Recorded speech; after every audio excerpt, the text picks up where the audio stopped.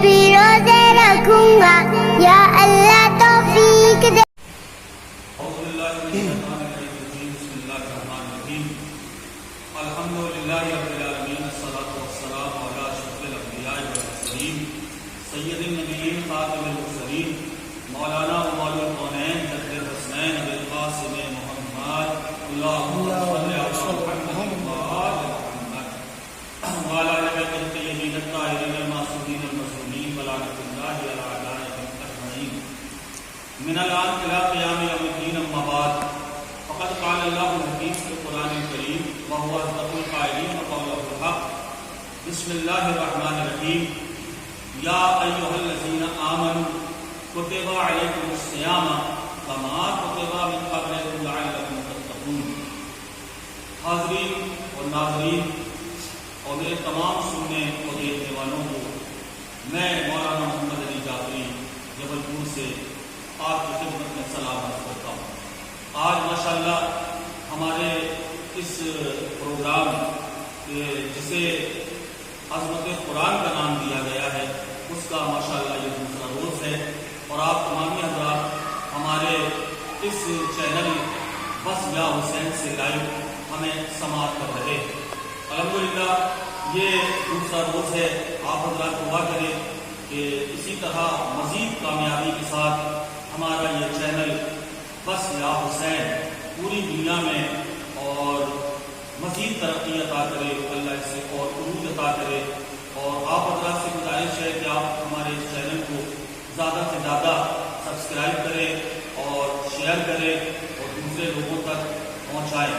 کل ہم نے عرض کیا تھا کہ ہم اپنے اس پروگرام میں عظمت قرآن کے حوالے سے گفتگو کریں گے اور عظمت ماہ رمضان کے حوالے سے گفتگو کریں گے، نماز و روزے اور دیگر مسائل، روزے وغیرہ کے مسائل ہم بیان کریں گے، اور انشاءاللہ ہم اس میں مسلسل آپ کی خدمت کرتے رہیں گے، کیونکہ پوری دنیا میں لاک ڈاؤن لگا ہوا ہے، آپ نہ کہیں جا سکتے ہیں نہ کہیں آ سکتے ہیں، لہذا ہم اپنے اس پروگرام کے ذریعے یہ کوشش کر رہے ہیں کہ آپ گھر بیٹھے ہدایت حاصل کرتے رہیں اور آپ تک مسائل پہنچتے رہیں۔ آپ کے جو بھی سوالات ہیں دینی اور اسلامی، وہ آپ ہمارے چینل میں کمنٹ کر کے ٹائپ کر کے بھیج سکتے ہیں، اور اگر آپ لائیو نہ بھی بھیج پائیں تو آپ ہمارے یوٹیوب چینل پہ اپنے سوالات بھیج سکتے ہیں، اور میرا پرسنل کانٹیکٹ نمبر بھی اس پہ چل رہا ہے، وہ واٹس ایپ نمبر ہے، آپ اس پہ بھی مجھے پرسنل ذاتی طور پر اپنے سوالات آپ ہمیں بھیج سکتے ہیں۔ حضرات، آج ماہ رمضان المبارک کی یہ 9ویں تاریخ ہے، اور الحمدللہ یہ ماہ رمضان المبارک ہمارے درمیان رواں ہے۔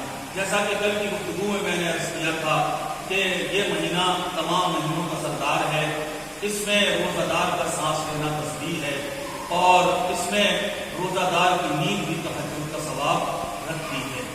حضرات، میں نے کل کچھ گزارشات کی تھی کہ آپ حضرات زیادہ سے زیادہ دعائیں کریں، اس لیے کہ یہ وہ ماحول بالخصوص ہمارے لیے آتا جاتا ہے کہ جس میں تندرستی ہے، فقر و فاقہ ہے، تمام بزنس و کاروبار ٹھپ پڑے ہوئے ہیں، لوگوں کی نوکریاں جا رہی ہیں، لوگ پیدل عازم سفر ہے اور اپنے اپنے گھروں کی طرف بھاگ رہے ہیں۔ تو ایسے قسمہ کرسی کے ماحول میں اور ایسے وحشتناک اور پرخول ماحول میں اپنے ایمان کو بچا کے رکھنا اور اپنی جان کو محفوظ رکھنا یقیناً یہ ایک بڑا کام ہے۔ آپ حضرات اللہ کی دعا میں زیادہ سے زیادہ دعا کریں، اور اللہ سے امام عصر کی بارگاہ میں آپ حضرات زیادہ سے زیادہ استغاثے کریں کہ مولا ہم سب کو اس مشکل سے نجات عطا فرمائے۔ حضرات، میں ایک مرتبہ پھر جناب مدمر صاحب اور ان کے ساتھی کا شکر گزار ہوں، بے حد شکر گزار ہوں، تہہ دل سے انہیں دعائیں دیتا ہوں کہ انہوں نے یہ بہترین سلسلہ ایجاد کیا تاکہ گھر بیٹھے آپ حضرات تک آپ کے مسائل کے حل پہنچتے رہیں، اور آپ حضرات روزے اور عظمت ماہ رمضان اور دیگر مسائل سے فیضیاب ہوتے رہیں۔ اللہ ان کی توفیقات کو اضافہ کرے مدمر صاحب کی، اور انہیں اسی طرح مزید کار خیر کرنے کی توفیق عطا فرمائے۔ حضرات، رمضان المبارک میں اللہ نے روزے روزے کو واجب قرار دیا ہے۔ ہم سب کے اوپر اللہ نے روزے فرض کیے ہیں، جیسا کہ خود قرآن مجید میں ارشاد ہوتا ہے، اے صاحبان ایمان تم پر روزے لکھ دیے گئے جیسا کہ تم سے پہلے والوں پر لکھ دیے گئے، شاید کہ تم متقی بن جاؤ۔ تو اللہ سے تقوی، اللہ سے قربت کا اور تقوی الہی کا ایک بہترین ذریعہ روزہ ہوتا ہے۔ جیسے اللہ کا خوف ہے، میں نے کل عرض کیا تھا کہ ساری چیزیں آپ کے سامنے ہیں، کوئی دیکھنے والا ہے نہ کوئی روکنے والا ہے، مگر اس کے باوجود بھی آپ اسے نہیں استعمال کرتے۔ کیوں؟ اس لیے کہ آپ کے دل میں اللہ کا خوف ہے، آپ کے دل میں اللہ کا ڈر ہے، اور آپ اسی لیے روزے سے رہتے ہیں اور ساری چیزیں ہونے کے باوجود آپ استعمال نہیں کرتے۔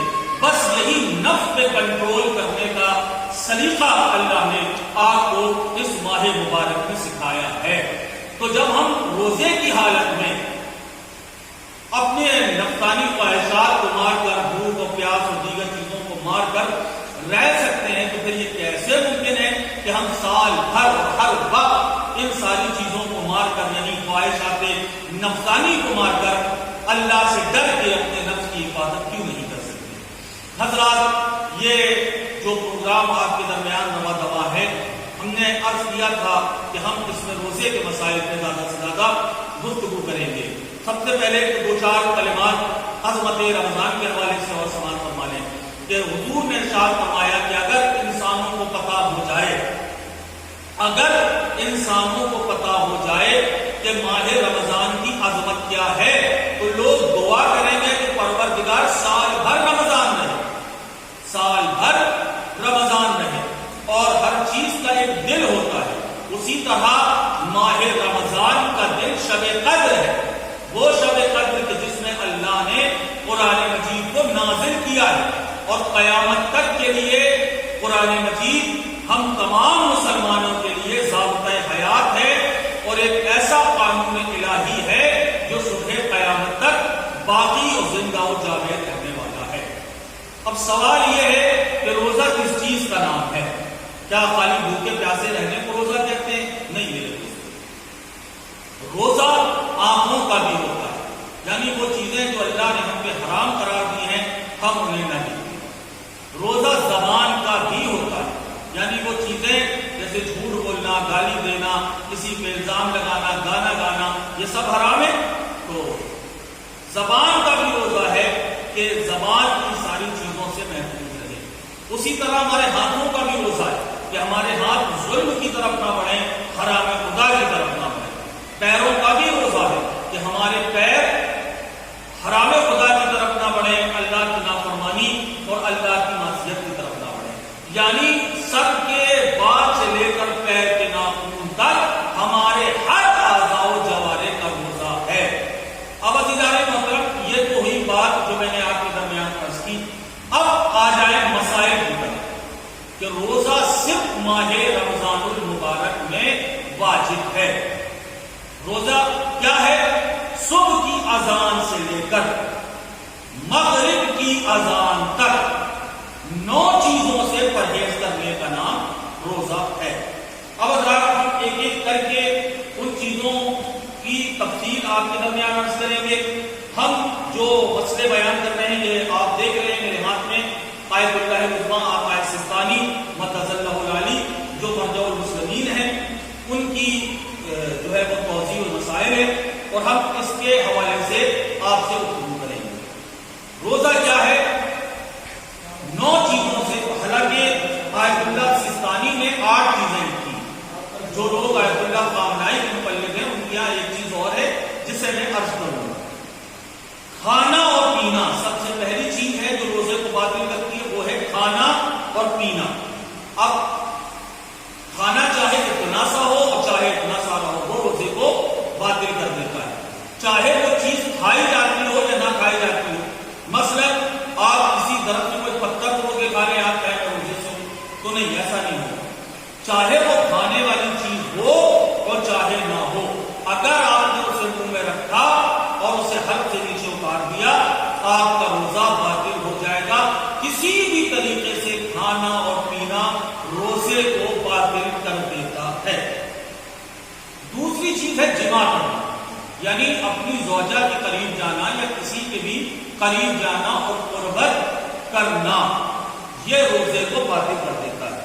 تیسری چیز ہے استمناء، یعنی انسان اپنے ہاتھ سے کوئی ایسا عمل انجام دے کہ جس کے ذریعے سے اس کی منی باہر آ جائے، اور جیسے ہی وہ انسان اس کام کو انجام دیتا ہے کہ ہینڈ پریکٹس وغیرہ کرتا ہے، خدا نہ کرے جو روز حرام ہے اور بہت زیادہ جو ہے مضر ہے، تو خدا ہم سب کو توفیق دے کہ ہم اس سے محفوظ رہیں، اور تمام نوجوانوں کو جو نوجوان سن رہے ہیں یا میری بچیاں سن رہی ہیں جو نوجوان ہیں، وہ اس مسئلے پر ذرا توجہ دیں، یہ روز آپ کی صحت کے لیے خطرناک ہے، اور اگر حالت روزہ میں اگر اللہ نہ کرے آپ نے ایسا کیا ہے تو یہ ایسا کرنا یہ آپ کے روزے کو باطل کر دے گا۔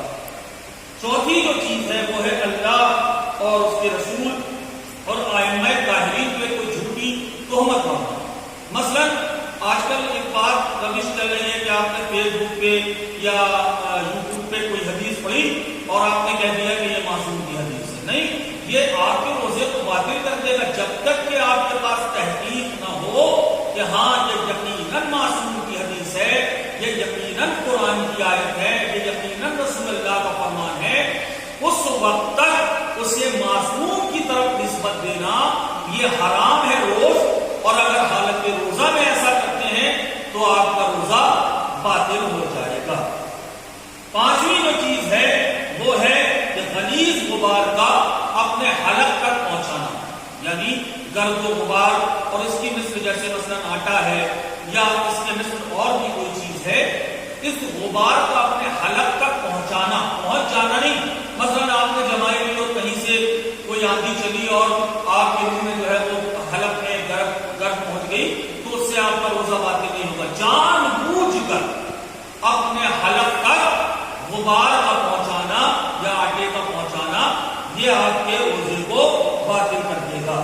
چھٹویں چیز ہے کہ حالت جنابت میں، یعنی جب منی خارج ہو جائے تو اسے کہتے ہیں حالت جنابت، اور جب تک کہ آپ غسل جنابت نہیں کر لیں گے اس وقت تک آپ پاک نہیں ہوں گے، چاہے آپ اپنی بیوی سے قربت کی ہو یا کسی اور طریقے سے آپ نے منی نکالی ہو، جب تک کہ آپ غسل جنابت نہیں کریں گے آپ پاک نہیں ہوں گے۔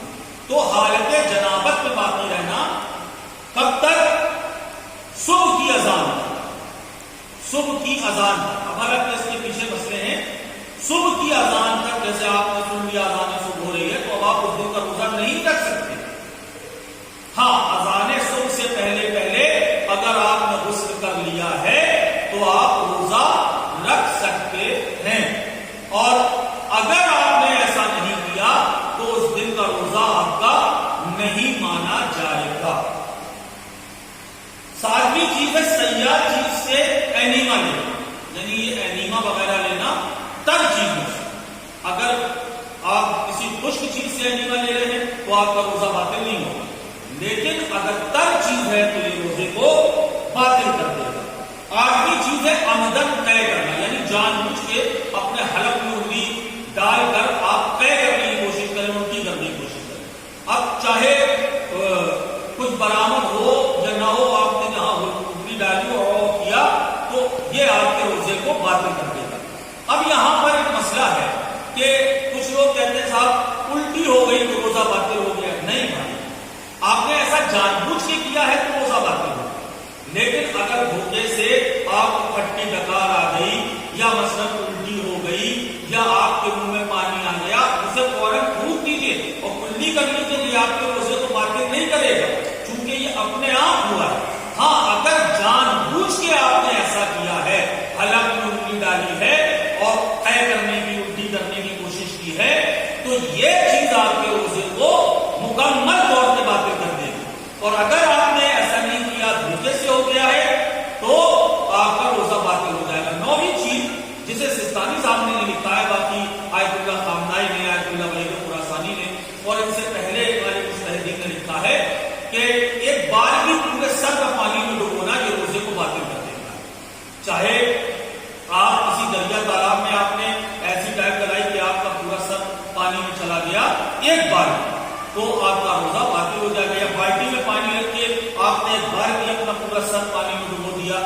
تو یہ آپ کے روزے کو باطل کر دے گا. تو یہ 9 چیزیں ہیں. آپ حضرات ان 9 چیزوں کو یاد کریں اور ان سے پرہیز کریں. اب کچھ فالتو کے سوالات آتے ہیں جن کا نہ کوئی سر ہوتا ہے نہ پیر ہوتا ہے. مثلا مولانا صاحب بال کٹانے سے روزہ باطل ہوتا ہے نہیں بھائی, بال کٹانے سے روزہ کیوں باطل ہوتا ہے؟ یا مثلا ناخن کاٹنے سے کیا روزہ باطل ہو جاتا ہے؟ نہیں, ناخن کاٹنے سے روزہ باطل نہیں ہوتا. اب آئیے, ہمارے کل کے پروگرام میں 2 شخصیتوں نے اپنے سوالات رکھے, ہم ان کا جواب آپ کو دیں گے اور آپ سے ہم پھر التجا کریں گے ایک بار کہ آپ اپنے سوالات ہمیں لکھوائیں, ٹائپ کروائیں. انشاءاللہ ہم آپ کے تمام سوالوں کے جوابات دیں گے. یہ کل 2 حضرات نے سوال کیے تھے, آج ہم اس کا جواب دے رہے ہیں.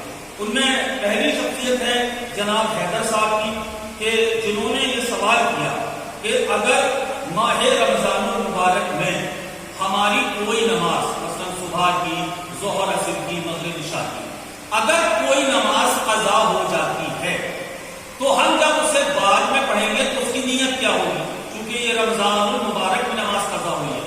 تو اس کا جواب یہ ہے میرے بھائی کہ جو واجب نماز قضا ہو جائے کبھی, اولے تو جان بوجھ کے نماز قضا کرنا حرام ہے. اگر دھوکے سے کوئی نماز آپ کی قضا ہوتی ہے تو اس کی ادا کا کوئی وقت نہیں ہے, آپ جب چاہیں اسے پڑھ سکتے ہیں. ایسا نہیں ہے کہ آپ فجر کی نماز فجر کے وقت پہ ہی پڑھیں گے جو قضا ہوئی ہے, اور ظہر کی نماز ظہر کے وقت پہ پڑھیں گے جو قضا ہوئی ہے. نہیں, ایسا نہیں ہے. آپ کی جو نماز قضا ہوئی ہے اس کی ادا کا کوئی وقت نہیں ہے, آپ کبھی بھی اسے پڑھ سکتے ہیں. اور یہی مسئلہ ہے کہ رمضان المبارک میں بھی آپ کی جو نماز قضا ہوئی ہے اس کی نیت بس یہی ہوگی کہ نماز میں پڑھتا ہوں ظہر کی 4 رکعت قضا واجب قربت میں لگا. عصر کی قضا ہوئی ہے تو یہی نیت کریں گے کہ نماز میں پڑھتا ہوں عصر کی 4 رکعت قضا واجب قربت میں لگا. جو نماز قضا ہے اس کے آگے سے آپ کو قضا لگا ہے, جو بھی نماز آپ کی قضا ہو ہے. اور ایسا نہیں ہے کہ رمضان میں جو نماز قضا ہوئی ہے اس کے لیے الگ سے کوئی نیت کرنا پڑے گا. نہیں, ایسا نہیں. چاہے جب ادا کریں اسے قضا کی نیت سے ادا کرنا ہوگا. جو نماز آپ کی رمضان المبارک میں یا جب بھی قضا ہوئی ہے اس کے نیت کے آگے آپ کو قضا لگانا ہوگا کہ نماز میں پڑھتا ہوں صبح کی 2 رکعت قضا واجب قربت. ہمارے دوسرے صاحب ہیں جناب کاشف زیدی صاحب لکھنؤ سے, انہوں نے کل ایک سوال کیا کہ صاحب مسح کا صحیح طریقہ کیا ہے. تو ہم نے دیکھا ہے کہ بہت سارے طریقے جو ہے رائج ہیں. کچھ لوگ 1 انگلی سے مسح کرتے ہیں, ٹھیک ہے نا. کچھ لوگ جو ہے وہ یہ 3 انگلیوں سے مسح کر لیتے ہیں. کچھ لوگ یہ پورے پنجے سے ایسے مسح کر لیتے ہیں. کچھ لوگ ان 3 انگلیوں سے مسح کرتے ہیں. تو مسح کا صحیح طریقہ کیا ہے؟ تو حضرات اس کا صحیح طریقہ اور یہ بھی تھا کیا مانگ میں مسح کرنا ضروری ہے کہ دل تک پہنچے. دیکھیے مانگ نکالنا ضروری ہے. اگر آپ کے بال بڑے ہیں تو آپ کو چاہیے کہ آپ مانگ نکالیں, ٹھیک ہے. اور اگر چھوٹے ہیں تو فقط پانی کا جلد تک پہنچانا, یعنی آپ اپنے سر سے تھوڑے سے بالوں کو ہٹا لیں اور اس کے بعد آپ یوں چاہے آپ 3 انگلیوں سے کریں, چاہے پورے ہاتھ سے کریں اور چاہے 1 انگلی سے کریں, ٹھیک ہے. تینوں طریقے صحیح ہیں. پورے سر میں کہیں بھی مسح آپ کر سکتے ہیں, چاہے دائیں سے کر لیں, چاہے بائیں سے کر لیں اور چاہے بیچ سے کریں. کسی بھی طریقے سے کریں مسح آپ کا صحیح ہوگا. لیکن آپ کو سر میں کھینچنا ہے, ہاتھ کھینچنا, یعنی کہ آپ نے ہاتھ یہاں رکھا اور یوں سر کھینچ دیا. نہیں, آپ کو باقاعدہ ہاتھ کھینچنا. اور مسح میں سب سے زیادہ ضروری جو آپ کو خیال رکھنا ہے وہ یہ ہے کہ جب آپ مسح کریں تو آپ کے یہ ہاتھ میں جو پانی ہے تری وہ آپ کی پیشانی کی تری سے مس نہ ہونے پائے. اگر یہ ٹچ ہو گئی تو آپ کا مسح فوراً باطل ہو جائے گا. لہذا آپ جب مسح کریں تو بس یہ یہاں لا کر اتنے حصے پہ لا کر آپ اس کو چھوڑ دیں. اور اگر یہاں تک آ گیا اور آپ کا یہ والا ہاتھ آپ کی پیشانی سے ٹچ ہو گیا اور دونوں کی تلی آپس میں جو گیلا پن ہے, جو پانی ہے وہ مل گیا, تو آپ کا روزہ, آپ کا مسح وہیں فوراً باطل ہو جائے گا. اب آپ کو یہ کرنا ہوگا کہ آپ پھر سے اپنے ہاتھ پاؤں کو سکھائیں اور دوبارہ آپ حضرات نیت کر کے اور حضرات ہم اسی طرح آپ کے تمام سوالوں کے جوابات دیتے رہیں گے، چاہے تو آپ ہمارے اس چینل پر لبیک یا حسین بس یا حسین اس چینل پہ آپ بھیج دیں، فیس بک پہ بھیجیں یا یوٹیوب پہ بھیجیں، یوٹیوب پہ بھیج سکتے ہیں، اور یا پھر آپ میرے پرسنل نمبر پہ بھیج سکتے ہیں۔ آپ جیسے جیسے سوالات کرتے رہیں گے، اصل میں ہم نے یہ پروگرام رکھا ہی اس لیے ہے تاکہ ہم زیادہ سے زیادہ آپ کے سوالات لیں اور آپ کے سوالات کے ہم آپ تک جواب پہنچائیں۔ اب ہو رہی ہے رمضان المبارک کی عظمت کے حوالے سے، پھر آپ نے ابھی سن لیا کہ روزہ کس چیز کا نام ہے، تو اب کنفیوز نہ ہوئیے گا، جو 9 چیزیں جو روزے کو باطل کرتی ہیں انہیں ذہن نشین کریے۔ اور میں ایک گزارش اور کروں گا کہ دیکھیں روزہ اللہ نے واجب قرار دیا اور کیا کہا، یا ایھا الذین آمنوا، اے صاحبان ایمان۔ دیکھیں اللہ نے قرآن میں متوجہ کرنے کے لیے 2 آیتوں کا استعمال کیا، ایک قل کے ذریعے اور ایک یا ایھا الذین آمنوا کے ذریعے۔ جب اللہ قل کے ذریعے بات کرتا ہے تو کفار یا مشرکین یا منافقین کی طرف سے کوئی سوال ہوتا ہے تو اللہ کہتا ہے قل، اے میرے محمد آپ کہہ دیجیے، میں انہیں منہ نہیں لگاتا، میں انہیں منہ نہیں لگاتا، آپ انہیں کہہ دیجیے۔ لیکن جب اللہ یا ایھا الذین آمنوا کے ذریعے بات کرتا ہے تو کہتا ہے میرے حبیب برا ماننے کی ضرورت نہیں ہے، آپ درمیان سے ہٹ جائیں، مومنین سے میں خود بات کروں گا۔ ہمارے شرف کے لیے یہ کیا کم ہے کہ ہمارا رب ہم سے ڈائریکٹ بات کر رہا ہے، رسول اللہ کا بھی وسیلہ اور ذریعہ وہ نہیں بنا رہا ہے، بلکہ اللہ ہم سے براہ راست بات کر رہا ہے۔ اور اس آیت میں بھی اللہ نے یہی کہا یا ایھا الذین آمنوا، یعنی اللہ کو بھی یہ معلوم، اللہ بھی یہ جانتا ہے کہ جو مومن ہوگا وہ روزہ رکھے، جو مومن ہوگا وہ روزہ رکھے۔ ہمارے لیے یہ کیا کم شرف کی بات ہے کہ ہمارا رب ہمیں پکار رہا ہے، اور کیا وجہ ہو سکتی ہے کہ ہمارے رب کے پکارنے کے باوجود ہم روزہ نہ رکھیں؟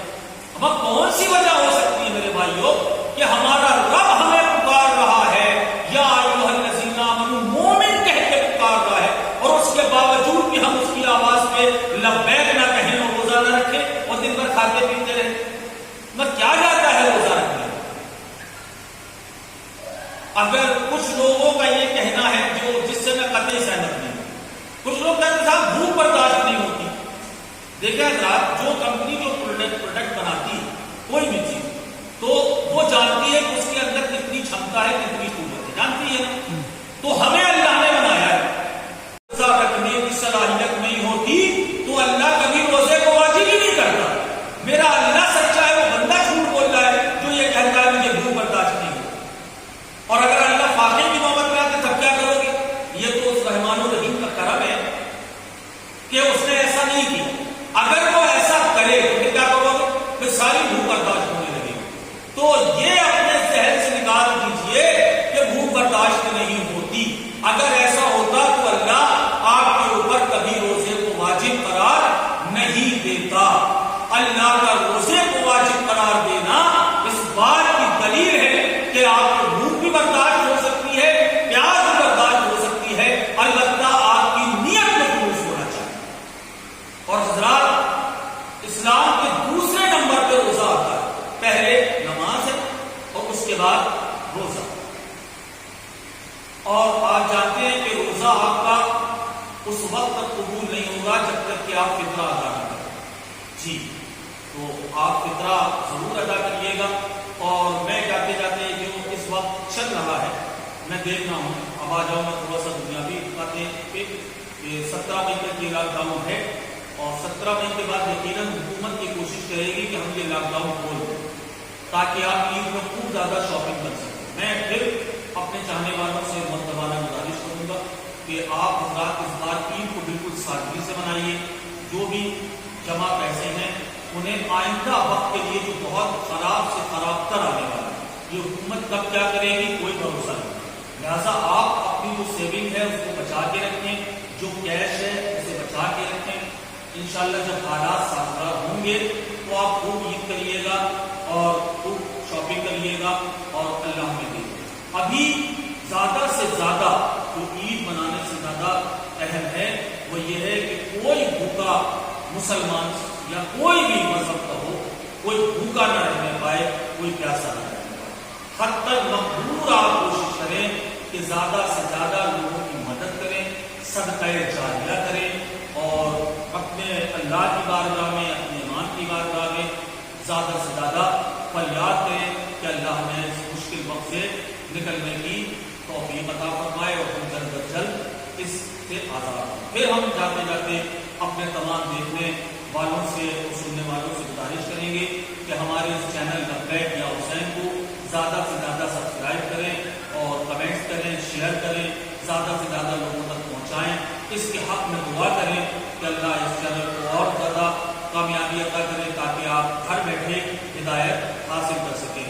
جاتے جاتے میں پھر جناب مزمل صاحب کا، ان کے ساتھی کا شکریہ ادا کروں گا کہ انہوں نے اس بہترین پروگرام کا انعقاد کیا کہ جس کے ذریعے سے مومنین کی خدمت ہو رہی۔ آپ کے جو بھی سوالات ہیں آپ انہیں ریکارڈ کروائیں، آپ ہم تک بھیجیں، انشاءاللہ ہم ان کا مفصل جواب، جس طرح ابھی ہم نے 2 سوالوں کے جواب دیے ہیں اسی طرح ہم بالکل مفصل جواب آیات کی روشنی میں اور مسائل کی روشنی میں ہم آپ تک پہنچائیں۔ جی حضرات، میرا واٹس ایپ نمبر ہے 9329208534۔ پھر سن لیں ایک بار، 9329208534۔ یہ واٹس ایپ نمبر ہے، میرا نام مولانا محمد علی جعفری ہے۔ آپ اس کو ایڈ کریں اور آپ کے جو سوالات ہیں تو آپ مجھے اگر پرسنل پہ بھیجنا چاہیں تو آپ پرسنل پہ بھی بھیجیں، انشاءاللہ ہم آپ کے سوالات کے تشفی بخش جوابات آپ تک پہنچاتے رہیں گے۔ جاتے جاتے خداوند کریم کی بارگاہ میں دعا کروں گا کہ پروردگار ہماری نمازوں کو قبول فرما، ہمارے روزوں کو قبول فرما، خدایا جو لوگ بھوکے ہیں ان کی اس رسوخی کو دور فرما، ماننے والے جو مسافر ہیں انہیں ساتھ خیریت کے ان کے وطن کو واپس پلٹا، ہمیں اس ماہ رمضان میں زیادہ سے زیادہ عبادت کرنے کی توفیق عطا فرما، ہمارے تمام گناہوں کو اسی ماہ مبارک میں ختم فرما، اور پروردگار جو زندہ ہیں ان کی اصلاح فرما، جو محروم ہو چکے ہیں ان کی مغفرت فرما، اس کورونا کی وبا اور لعنت کو اس پوری دنیا سے بھی اس کو نابود فرما، مولا امام سید سجاد کے صدقے میں، اور اے پروردگار ہم سب کو اس قید و بند کی زندگی سے آبادی عطا فرما، مومنین کے کاروبار میں ترقی عطا فرما، پروردگار سوائے اپنے اور اپنے حبیب اور اس کی آل پاک کے سوا کسی کا محتاج نہ رکھنا پروردگار۔ بسم اللہ الرحمن الرحیم۔ اللہم کل ولیک حجت ابن الحسن صلواتک علیہ وعلی آبائہ فی ہذہ الساعة وفی کل ساعة ولیا وحافظا وقائدا وناصرا ودلیلا وعینا حتی تسکنہ ارضک طوعا وتمتعہ فیہا طویلا۔ اللہم صلی علی محمد وآل محمد۔ پروردگار ظہور امام ابراہیم فرما، ہمیں اپنے عظیم میں شامل فرما۔ والسلام علیکم ورحمۃ اللہ وبرکاتہ۔ خدا حافظ، فی امان۔